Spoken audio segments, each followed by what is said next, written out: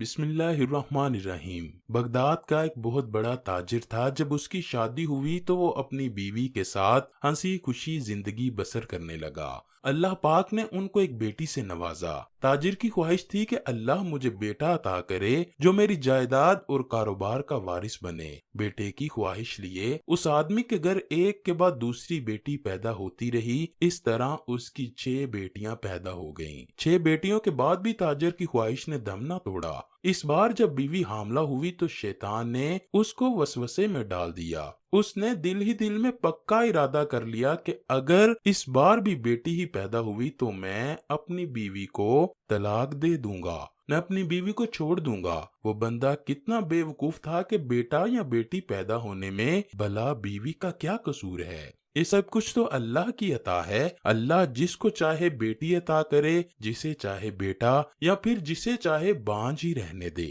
ایک دن تاجر اپنے بستر پر مزے کی نیند سو رہا تھا۔ اس نے خواب میں دیکھا کہ قیامت برپا ہو چکی ہے، اس کے گناہ حد سے زیادہ ہیں، اس کو جہنم کی طرف لے جایا جا رہا تھا۔ جہنم کے فرشتے اس کو جہنم کے پہلے دروازے پر لے کر گئے تو اس نے دیکھا کہ اس دروازے پر اس کی ایک بیٹی کھڑی ہے۔ بیٹی نے فرشتوں سے اپیل کی کہ میرے باپ کو جہنم میں داخل نہ کریں۔ اس کی درخواست سے فرشتوں نے اس آدمی کو جہنم کے اس دروازے سے داخل نہ کیا۔ اس کے بعد فرشتے تاجر کو جہنم میں داخل کرنے کے لیے دوسرے دروازے پر لے گئے۔ تاجر نے دیکھا کہ اس کی دوسری بیٹی دوسرے دروازے پر کھڑی ہے۔ اس نے اپنے والد کو جہنم میں داخل نہیں ہونے دیا۔ اس طرح فرشتے اس بندے کو تیسرے، چوتھے، پھر 5ویں اور 6 دروازے پر لے گئے۔ تاجر نے دیکھا کہ جہنم کے 6 دروازوں پر اس کی 6 بیٹیاں کھڑی تھیں جنہوں نے فرشتوں کو اس کے باپ کو جہنم میں داخل نہیں ہونے دیا۔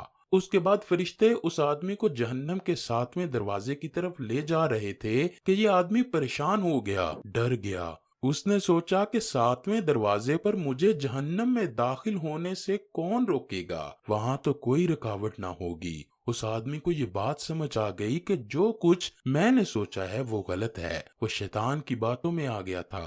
انہی باتوں کو سوچتے ہوئے اس کی آنکھ کھلی۔ وہ اللہ کی بارگاہ میں سجدہ کر کے رو رو کر دعا کرنے لگا کہ اے اللہ پاک، مجھے 7ویں بھی بیٹی ہی عطا فرما۔ جن لوگوں کا اللہ پر پکا اور سچا یقین ہو، ان کو بیٹیوں کی آمد پر غمزدہ نہیں ہونا چاہیے، بلکہ ان کو اللہ کی رضا پر خوش ہونا چاہیے۔ جن لوگوں کے ذہنوں میں یہ بات بیٹھ جاتی ہے کہ لڑکیوں کی پیدائش کی ذمہ دار بیویاں ہیں، یہ بات تو بالکل ہی غلط اور کم تر ہے۔ لڑکی پیدا ہونے یا پھر لڑکا پیدا ہونے میں بیوی اور شوہر کا کوئی عمل دخل نہیں، بلکہ شوہر اور اس کی بیوی تو ایک ذریعہ ہیں۔ کائنات کی ہر چیز کو پیدا کرنے والی ذات اللہ تعالیٰ کی ہے۔ وہ جسے چاہتا ہے بیٹی عطا کرتا ہے، جسے چاہتا ہے بیٹوں سے نوازتا ہے، اور اللہ تبارک و تعالیٰ جس کو چاہتا ہے اسے بانجھ ہی رہنے دیتا ہے۔ یہ اللہ پاک کی مرضی ہے کہ اس نے کس بندے کو کس حال میں رکھنا ہے۔ یہ بس اور بس خدا کی ذات ہی جانتی ہے۔ قرآن پاک کی سورہ شورى میں ارشاد ہے، زمین اور آسمان کی سلطنت اللہ ہی کے لیے ہے۔ وہ جو چاہتا ہے پیدا کرتا ہے، جس کو چاہتا ہے بیٹیاں دیتا ہے، جسے چاہتا ہے بیٹے عطا کرتا ہے، یا پھر لڑکے اور لڑکیاں دیتا ہے، اور جسے چاہتا ہے بانجھ کر دیتا ہے۔ وہ بڑے علم والا اور کامل قدرت والا ہے۔ اللہ سے دعا ہے کہ وہ ہمیں ہر حال میں خوش رہنے کی ہمت و طاقت عطا فرمائے۔